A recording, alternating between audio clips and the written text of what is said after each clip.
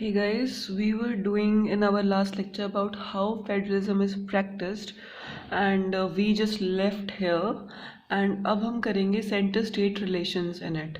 तो देखो यार, सेंटर स्टेट का जो रिलेशन है उसको फिर से स्ट्रक्चर आउट करना, रीस्ट्रक्चर करना एक और तरीका है फेडरलिज्म को स्ट्रेंथन करने का, इम्प्रूव करने का। ठीक है, कॉन्स्टिट्यूशनल अरेंजमेंट्स जो हैं पावर शेयरिंग के लिए, वो इन रियलिटी जो हैं उनकी जो पावर शेयरिंग अरेंजमेंट की जो वर्किंग है वो डिपेंड करती है काफ़ी बड़े पैमाने पे कि रूलिंग पार्टीज़ और लीडर्स जो हैं इन अरेंजमेंट्स को फॉलो कैसे करते हैं। कि काफ़ी लंबे टाइम तक क्या था कि सेम पार्टी जो है वो सेंटर और स्टेट में रूल कर रही थी।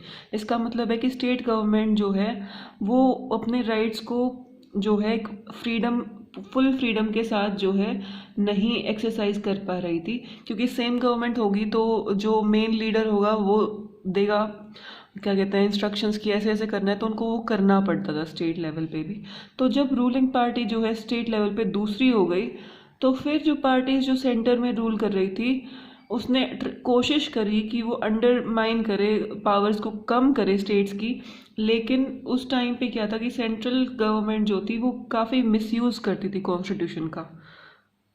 ठीक है, स्टेट गवर्नमेंट को डिसमिस करने के लिए, मतलब स्टेट गवर्नमेंट की पावर्स को कम करने के लिए जो राइवल पार्टीज कंट्रोल करते थे। मतलब एक तो हो गया कि सेम सेंट्रल लेवल में जो गवर्नमेंट है वो स्टेट में भी है, तो कोई प्रॉब्लम नहीं है सेंट्रल गवर्नमेंट को, क्योंकि उन्हीं की पार्टी रूल करे तो वो जैसा मर्जी चाहे उस स्टेट में कर सकते थे, तो वो मिसयूज़ कर रहे थे उस पावर का।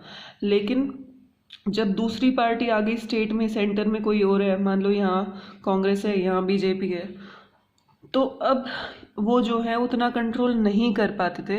राइवल मतलब कंपटीशन वाली जो दूसरी पार्टीज थी, अब बीजेपी कंपटीशन में आ गई तो उनको ज़्यादा वो कंट्रोल नहीं कर पाते थे। तो इसकी वजह से मतलब कोशिश करते थे कि वो स्टेट गवर्नमेंट की पावर को ख़त्म करके और अपनी पावर वहाँ पे फिर से लागू कर सकें। तो इसकी वजह से क्या होता था कि जो स्पिरिट है फेडरलिज्म की वो थोड़ी कम हो जाती थी। लेकिन ये सब चीज़ें चेंज हो गई 1990 के बाद। ठीक है, सब चीज़ों में बदलाव आया। तो इस पीरियड में जो है हमने रीजनल पॉलिटिकल पार्टीज़ में बढ़ावा देखा कि इम्प्रूवमेंट हुई बहुत सारे स्टेट्स में, कि ये बिगनिंग था कॉलिजन गवर्नमेंट का। ये वो एरा था 1990 के बाद जब बहुत सारे स्टेट्स में कॉलिजन गवर्नमेंट बनी थी। अब कॉलिजन गवर्नमेंट क्या होती है? वो गवर्नमेंट जब दो गवर्नमेंट्स एक साथ आती हैं कि इनके पास भी वोट ज़्यादा हैं लेकिन इतनी नहीं है कि वो जीत सके, और इनके पास भी, और लेकिन अगर ये एक साथ मिल जाएं तो ये रूल कर सकते हैं। ठीक है, तो वो होती है हमारी कॉलिजन गवर्नमेंट, जब दो पार्टीज मिल के एक साथ रूल करती हैं। तो इस टाइम पे सेंटर में भी, it's not just about state, centre में भी कॉलिजन गवर्नमेंट्स आई थी। कोई एक सिंगल पार्टी जो है वो क्लियर मेजॉरिटी में नहीं थी लोकसभा में, एंड जो मेजर नेशनल पार्टीज थी उनको एंटर करना पड़ा और अलायंस फॉर्म करनी पड़ी with many parties including several regional parties. बहुत सारी सी रीजनल जो लोकल पार्टीज थी जो स्टेट लेवल पे ही वर्क कर रही थी, उनके साथ वो मिले ताकि वो गवर्नमेंट बना सके सेंटर में। तो अब एक इसकी वजह से एक नया कल्चर आ गया पावर शेयरिंग का और रिस्पेक्ट का।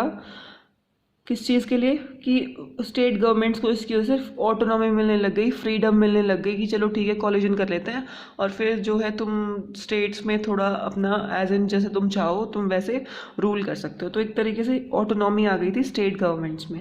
सो जो ये ट्रेंड है इसने सपोर्ट किया बहुत सारी चीज़ों को। देखो कि उन्होंने सपोर्ट किया कि बहुत सारी जो जजमेंट्स थी, मेजर जजमेंट्स थी सुप्रीम कोर्ट में, जिसने डिफ़िकल्ट कर दिया था सेंट्रल गवर्नमेंट के लिए कि वो डिसमिस कर सके स्टेट गवर्नमेंट को इन एन आर्बिट्ररी मैनर। मतलब सुप्रीम कोर्ट ने जो है ये जजमेंट्स सुनाई थी जिसकी वजह से जो है सेंट्रल गवर्नमेंट जो है वो स्टेट गवर्नमेंट पे अपना रूल नहीं जमा सका। और मतलब सेंट्रल गवर्नमेंट का कोई आर्बिट्रेरी मैनर में रूल नहीं था, ऑटोक्रेटिक, मतलब सिर्फ वो ही राजा है और उसके हिसाब से स्टेट्स चलेंगी। तो वो चीज़ इस टाइम तक ख़त्म हो चुकी थी। स्टेट गवर्नमेंट अपने हिसाब से अपनी स्टेट में काम कर सकती थी, पहले नहीं कर पाती थी। अंडरस्टूड? सो जो फेडरल पावर शेयरिंग है वो ज़्यादा इफेक्टिव हो चुका है आज की डेट में पहले के कंपैरिजन में। ठीक है, जब कॉन्स्टिट्यूशन बना ही था तो उस टाइम पे ज़्यादा ढंग से फेडरलिज्म हमारा वर्किंग में नहीं होता था। जो मेन पार्टी रूलिंग में थी वही ज़्यादातर जो है मिसयूज़ करती रहती थी पावर्स का। लेकिन धीरे धीरे जो है फेडरलिज्म ज़्यादा अच्छे तरीके से फॉलो अप होने लग गया था। Now we'll move towards another topic, that is decentralization in India. Decentralization में बता चुकी हूँ, जब डिवीजन हो जाता है पावर्स का। सेंट्रलाइजेशन में क्या होता है, जो ये पावर्स हैं ये सिर्फ सेंटर के पास जा रही है, और डिसेंट्रलाइजेशन में ये एरो दूसरी साइड हो जाती है, ये यहाँ पे हो जाती है। ठीक है, I hope you have got it. मैंने बहुत ही मेस क्रिएट कर दिया इस डायग्राम में। अब हम अभी तक देख चुके हैं कि फेडरल गवर्नमेंट जो है उसके दो या दो से ज़्यादा टायर्स ऑफ गवर्नमेंट होते हैं, levels of government. Centre state तो डेफिनेटली होता है, स्टेट के बाद लोकल लेवल हो भी सकता है और नहीं भी हो सकता, it depends on country to country. ठीक है, सो हमने अभी तक डिस्कस किया था कि दो टायर्स ऑफ गवर्नमेंट कैसे वर्क करती है कंट्री में। बट हमारी कंट्री जैसे वास्ट है काफ़ी, इंडिया जैसी वास्ट कंट्री में सिर्फ दो टायर सिस्टम से वो काम नहीं चल सकता। जो स्टेट्स हैं इंडिया में वो बहुत ही इतनी बड़ी हैं कि यूरोप की कितनी सारी कंट्रीज़, मतलब एक स्टेट एक कंट्री कहलाए। बहुत सारी यूरोप में ऐसी कंट्रीज़ हैं जो हमारे सिर्फ एक स्टेट के बराबर है, ये कहने का मतलब है। सो इसीलिए जो है सिर्फ स्टेट गवर्नमेंट से काम होना पॉसिबल नहीं था, हमें एक और लेवल ऑफ गवर्नमेंट की ज़रूरत थी। तो जैसे उत्तर प्रदेश है वो रशिया से बड़ा है, महाराष्ट्र है वो जर्मनी जितना है। ठीक है, सो बहुत सारे ऐसी स्टेट्स हैं जो बहुत ही ज़्यादा डाइवर्स हैं अपने आप में। ठीक है, बहुत ही डाइवर्स कल्चर है, वहाँ पे लैंग्वेजेस भी अलग अलग है। लाइक इवन तुम असम में ले लो यार, असम में अलग अलग ट्राइब्स की अपनी अलग अलग लैंग्वेज है। सिर्फ असमीज नहीं बोली जाती वहाँ पे हर ट्राइब की अपनी अलग लैंग्वेज है, अपना अपना अलग कल्चर है। सो इट इज़ मतलब बहुत सारी स्टेट्स डाइवर्स हैं अपने आप में। सो इसीलिए जो है पावर शेयरिंग को पावर शेयर करने की ज़रूरत पड़ जाती है इन स्टेट्स में। तो फेडरल पावर शेयरिंग जो इंडिया में है उसको एक और टायर ऑफ गवर्नमेंट की ज़रूरत है। एंड जो ये इम्पोर्टेंट है, दो जो ये रैशनल है for decentralization of power, this is rational, मतलब ये डिसेंट्रलाइजेशन ऑफ पावर इंडिया में बहुत ही ज़्यादा मायने रखती है। इसलिए क्या हुआ, अब क्योंकि हमारी स्टेट्स इतनी ज़्यादा बड़ी हैं तो हमें जो है थर्ड टायर ऑफ गवर्नमेंट की ज़रूरत पड़ गई, उसको हम बोलते हैं लोकल गवर्नमेंट। अब थर्ड टायर में क्या आता है, हमारा विलेज पंचायत आती हैं, म्यूनिसिपल सिटीज़ में म्यूनिसिपल कॉरपोरेशन आती हैं, और विलेज में पंचायत होती हैं, पंचायती राज सिस्टम। ये हमारा लोकल लेवल ऑफ गवर्नमेंट में आता है। तो डिसेंट्रलाइजेशन क्या होता है, जब पावर सेंट्रल और स्टेट गवर्नमेंट से लेके किसको दे दी जाती है, लोकल गवर्नमेंट को दे दी जाती है, इसको हम बोलते हैं डिसेंट्रलाइजेशन। बेसिक आइडिया डिसेंट्रलाइजेशन के पीछे है कि बहुत सारी प्रॉब्लम्स होती हैं, इश्यूज होती हैं जो लोकल लेवल पे ज़्यादा अच्छे तरीके से हम लोग सुलझा सकते हैं।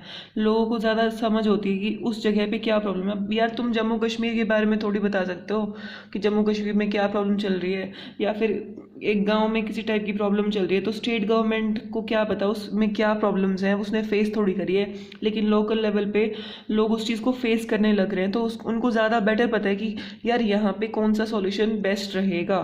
ठीक है, सो इसीलिए जो है लोकल लेवल पे कुछ चीज़ें, कुछ प्रॉब्लम्स ईजिली सॉर्ट आउट हो जाती हैं। सो उनके पास ज़्यादा बेटर आइडियाज़ होते हैं मनी स्पेंड करने के, चीज़ों को एफिशिएंटली मैनेज करने के।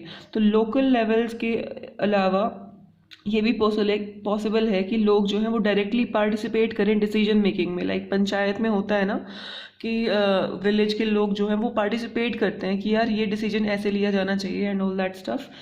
सो इसकी वजह से क्या होता है कि एक हैबिट बन जाती है कि लोग जो है उनको पार्टिसिपेशन करनी आती है, अपनी राय रखनी आती है। उसकी वजह से they feel like they are part of that panchayat and that working administration.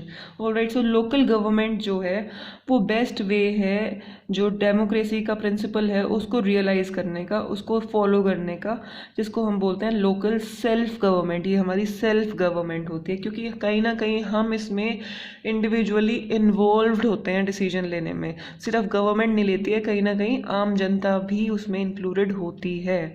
Understood? जो ये डिसेंट्रलाइजेशन की ज़रूरत थी वो कॉन्स्टिट्यूशन पहले ही देख चुका था, जो जिन्होंने कॉन्स्टिट्यूशन बनाया था लोगों ने वो पहले ही देख चुके थे। लेकिन guys I will continue this topic ना in our next lecture. Okay, so till then bye, take care.